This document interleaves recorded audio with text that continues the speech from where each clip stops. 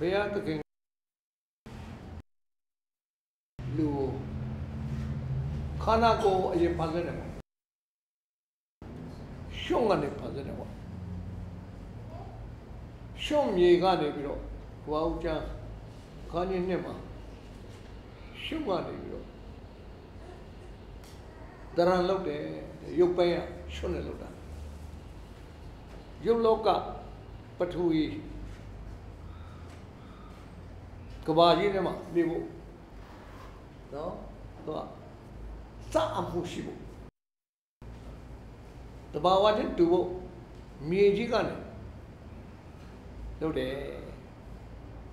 အဲ့ဒီမှာအာယုံ၅ပါးထက်လိုက်တယ်နာရွက်နေရွက်လေးလေးလှုပ်ပြတယ်လှုပ်ထားတယ်မျက်လုံးလေးလေးလှုပ်ထားတယ်နော်အော်ကြည့်နှာခေါင်းလေးလှုပ်ထားတယ်ပါးစပ်လေးလှုပ်ထားတယ်ခန္ဓာကိုယ်လေးခန္ဓာကိုယ်ထင်ရင်လည်းအာယုံခံစားဖို့မျက်စိရလည်းမြင်တာလေးတွေအာယုံခံစားဖို့ဘယ်ရောက်လဲဆိုအုံနောက်ကိုရောက်တယ်အဲ့တော့အုံနောက်ကိုလည်းဖန်ဆင်းတယ်ဒါပေမဲ့အားလုံးကလှုပ်ရှားမှုမရှိသေးဘူးအသက်မဝင်သေးဘူးအသက်မဝင်ဘူးပြီးမှနှာခေါင်းထဲကနေတဲ့အမေပြောမြလှမ်းမယ်ထင်တယ်နော်ဆရာအဘစဉ်းစားကြည့်တာနော်စဉ်းစားကြည့်တာနှာခေါင်းကအပေါ်မှာရှိတာမဟုတ်ဘူးနော်အပေါ်နဲ့မှုလို့မရအောင်နော်ပြောမြလှမ်းမှာပြောမြလှမ်းပြီးတော့ကျွန်တော်လေးကိုထောင်းပြီးတော့နှာခေါင်းလေးကပဲ့လက်လန်းနော်အဲ့တော့မှဇီဝအသက်ကိုနှာခေါင်းနဲ့မှုတ်လိုက်တယ်ပြောမြလှမ်းမှအသက်ကဝင်သွားတာတက်ကဝင်သွားတဲ့အခါမှာလူဒီအသက်ရှင်သောတော်ဝါအဲ့ဒီအသက်ရှင်သောတော်ဝါကခုနပြောတဲ့ပထမဖြစ်တဲ့ခန္ဓာကိုယ်နဲ့အာယုန်တွေကရှောက်ပြေးတယ်ဥယျာဉ်ထဲမှာအလုံးလုံးတဲ့ဥယျာဉ်ဆောက်ရှောက်ခိုင်းထားတယ်အုံနောက်နဲ့အလုံးဒါပေမဲ့အထဲမှာတဘာဝတတဝိညာဉ်ထည့်ပေးလိုက်တယ်ဆိုဝိညာဉ်အတိလေးဖြစ်သွားပြီနော်ဆိုတော့နောက်ထပ်အာယုံတစ်ပါးပေါ်လာအဲ့ဒီအာယုံကတော့မမြင်အောင်ဒရမရှိဘူးနေရွက်မရှိဘူးနှာခေါင်းမရှိဘူးဘာမှမရှိဘူးရှိဒါမှနဲ့သူ့မှာပါရှိလဲဆိုဖျားခင်ရဲ့တဘာဝရှိတယ်အဲ့ဒါကြောင့်နာဝိညာဉ်ဘုရားသခင်ဒီနာဝိညာဉ်ဖြစ်တော်မူ၏လူထဲမှာလည်းနာဝိညာဉ်ရှိတယ်အဲ့ဒီနာဝိညာဉ်ကသေဖို့သိကြောက်တာပဲအဲ့ဒီနာဝိညာဉ်ကဘုရားကိုသိကြောက်တာပဲအဲ့ဒီနာဝိညာဉ်ကဘုရားစကားမှန်သိတယ်အဲ့ဒီနာဝိညာဉ်ကငရဲရှိမှန်သိတယ်အဲ့ဒီနာဝိညာဉ်ကကောင်းငင်ရှိမှလည်းသိတယ်အဲ့ဒီနာဝိညာဉ်ကပဲနတ်တွေဝါနာနာဘေဝနာနာဘာဝဝိညာဉ်တော်ဝါတွေလည်းသိတယ်အဲဒါနတ်ကိုဘာဝတဲ့တူတာအလိုလိုသိတယ်ဘုရားနာမကတ်နိုင်တော့နတ်နာကတ်ကြတယ်လူတွေကဒီနေ့ကိုဆောင်နတ်ရှိတယ်နော်ကိုဆောင်နတ်ရှိတယ်အိမ်ဆောင်နတ်ရှိတယ်ရှင်းမှန်းသိတယ်ပြီးတော့ဒါမှလည်းရှင်းမှန်းသိပြီနဲ့သူတို့မခိုင်ရဘူးပတ်တာပြီးတော့ကျွေးပြီးမှလှုပ်ပေးပါနော်လို့အမိကဘုရားတပြီးတော့နတ်ကိုလည်းဘုရားနဲ့ခေါ်တာဘုရားနာမည်နဲ့တပြီးခေါ်တာဘုရားနာမည်နဲ့ဘုရားတော့မဟုတ်ပါဘူးဘုရားရဲ့ဝိညာဉ်နဲ့တူသောဝိညာဉ်တော်ဝါတွေဒါရှိနော်အဲ့တော့ပြဿနာမှလည်းဘုရားရဲ့နှုတ်ကပတ်ဘုံမယုံတဲ့အတွက်နဲ့ဘုရားရဲ့နှုတ်ကပတ်ကိုမယုံတဲ့အတွက်နဲ့လောကမှာအုံနောက်နဲ့သွားတော့တဲ့အုံနောက်နဲ့လွတ်ရတာအုံနောက်နဲ့လွတ်တာနော်အုံနောက်နဲ့လွတ်လိုက်တော့ဘာကိုဦးစားပေးသွားလဲညာရှိတာပဲကိုယ်အသိရှိတာပဲကိုယ်လုံနိုင်တာရှိတာပဲဘာကြောင့် ဘာကြောင့်ဖះအကူပါလေဖះအမကူတော့ရပါတယ်အမကူပဲလုံနိုင်တာလုံကြအောင်ပေါ့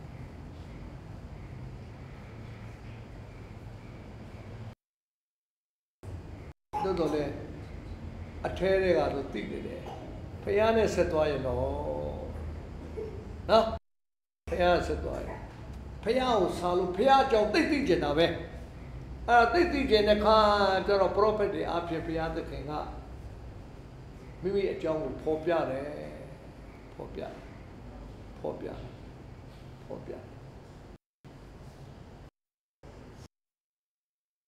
ခေရှာနဂရိကျအခန်းကြီး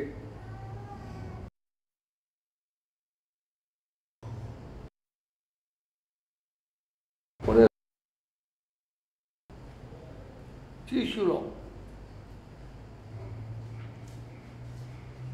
ဟုတ်လားသူတို့သမီးကညာတားယောက်ျားကိုခွာရလို့ဒါခုနှစ်တာကြီးခုနှစ်ပါ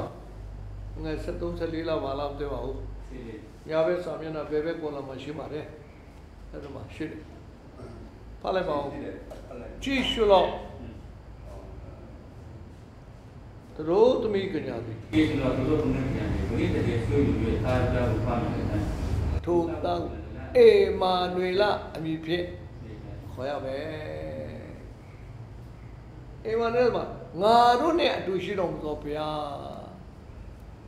ဒါပေမဲ့ငါတို့နဲ့အတူရှိတော်မူသောဘုရားဥစားမဖြစ်တော့ငါတို့ရဲ့အုံနောက်ကဥစား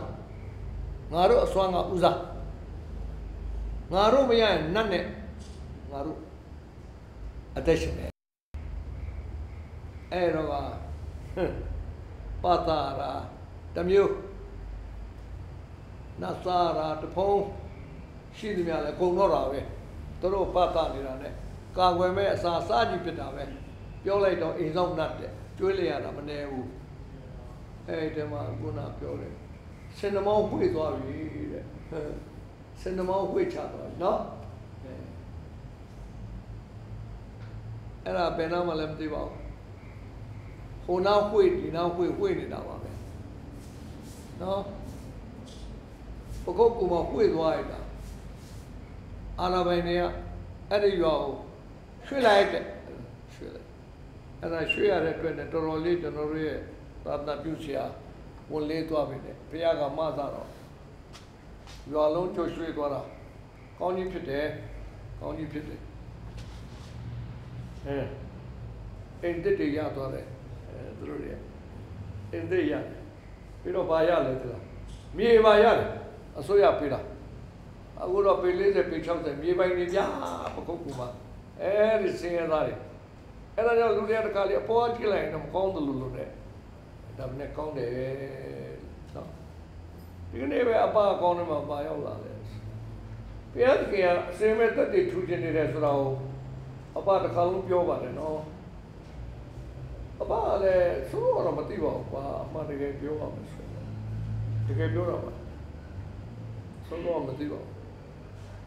အဘတော့လည်းဒီတတိခံခြင်းကိုဘာသိစိတ်ဝင်သိစိတ်ထပ်တန်လေအေးဝေလီလူငယ်ဆိုဘာလို့တော့ရှောက်တတိခံလာကဲဒီချင်းကိုရှိတယ်ဒါပဲဟိုတော့ဟိုအနာယောဂတွေပိုင်းတော့မှကြောက်ဖို့ပိုင်းဘာမှမသိသေးဘူးယေရှုကယ်ရှင်ပဲဒါပဲဝေသာပြည့်တယ်ဟောတယ်ခဲနော်အပြစ်လွတ်တယ်ခရစ်တော်ကိုယုံကြည်ရင်အတိတ်ကအပြစ်အကုန်လွတ်တယ်ဒါပဲဟောတာဒီစိတ်ကဝင်နေတယ်ဘုရားကခရစ်တော်တည်းကလုံငါအဲ့ဒါဘာမှမဟုတ်တတ်တယ်ကိုခံဖို့အာယုံရှိတယ်ဒါလေးပဲဒါမှလည်းအဲ့တော့တော့သိမသိတာတတ်တယ်ကိုတော့ပြီးမှပါဆိုမသိသေးဘူးသိမသိသေးဘူးမထေရှားသေးတော့ဒါပေမဲ့ရှိတော့ခံနေဘာလဲဆိုကိုကတိညရတော့တတ်တယ်那么跟谁跟着说这个，哪那边多的啦？哎，那，哎，我给你留点不话，哎，这个那个嘛，可能这个龙潭地长到都，等到我们继续的时候，阿爸去了，喏，那么တက်တည်ရဘလို့တော့ဘုရားသခင်တက်တည်ထူတာပဲကွာအဲ့ဒါကိုတက်တည်ထူနေတာဟိုအထာပေါက်ကိုတော်တော်ကြားတယ်ဒါမှလည်းတက်တည်တွေကများလာတဲ့ခါအပါလည်းဝန်တာတော့ဒီနေ့တော့လူကငါးနဲ့ဝေကကျင်တယ်ဘာလို့ဆိုတော့ဒီလူသမားဝဦးစားနဲ့ဘုရားသခင်နှုတ်ကပတ်တော်ရဲ့တက်တည်ချမ်းသာမှုကိုပြောနေတာနော်ချမ်းသာမှုပြောနေတာငယ်တက်ကနေဖတ်တဲ့အခါမှာလို့ဖတ်ပါတရားရောအခါကနိုင်တဲ့အိုင်နာမှာ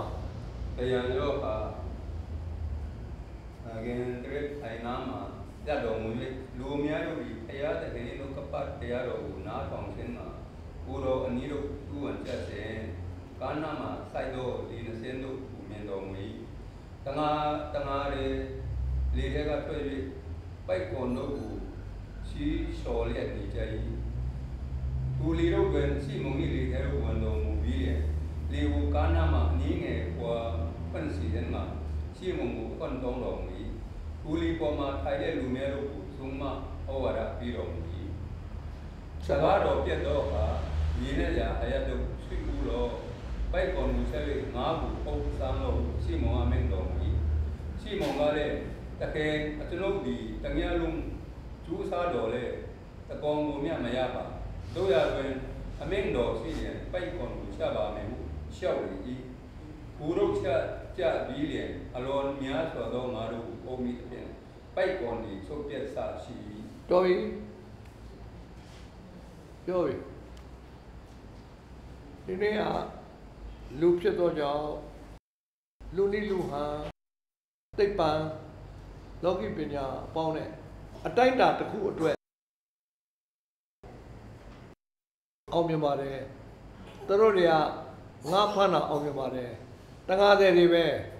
ကျေးစားတငါးတွေပေါ့သူတို့ရဲ့အသက်မိုးကြောင်းကငါဖမ်းတဲ့လူတွေပါဒါပေမဲ့ဘာဖြစ်လို့ရှင်မုံက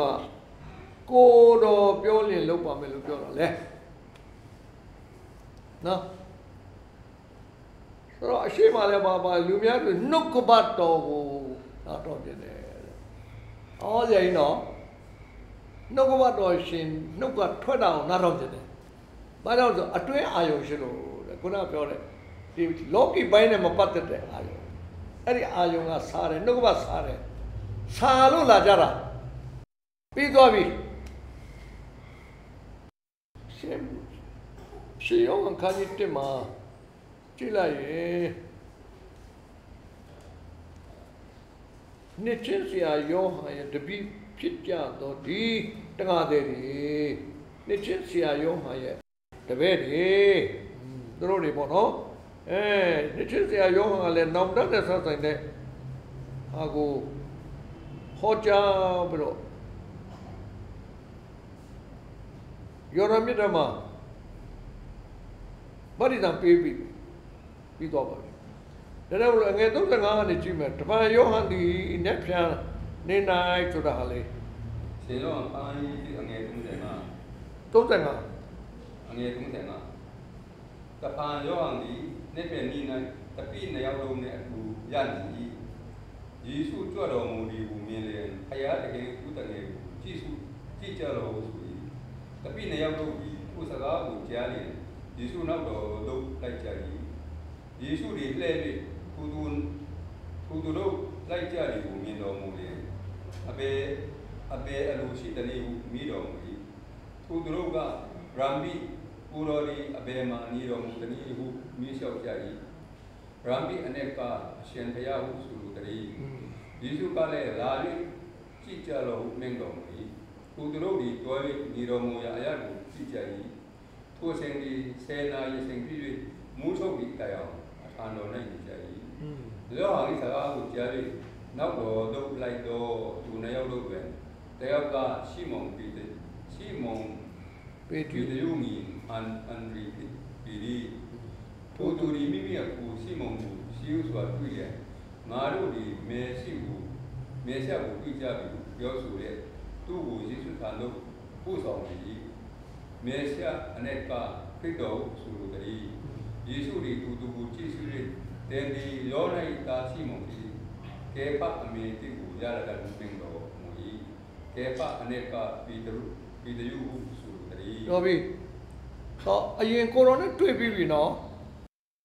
တွေ့ပြီးမှလောကအလုပ်ပြန်လုပ်တယ်လုပ်တာလည်းတကောင်းမှမရဘူးဆိုတော့ပညာနဲ့မလုံလောက်ဘူးဟုတ်တယ်နော်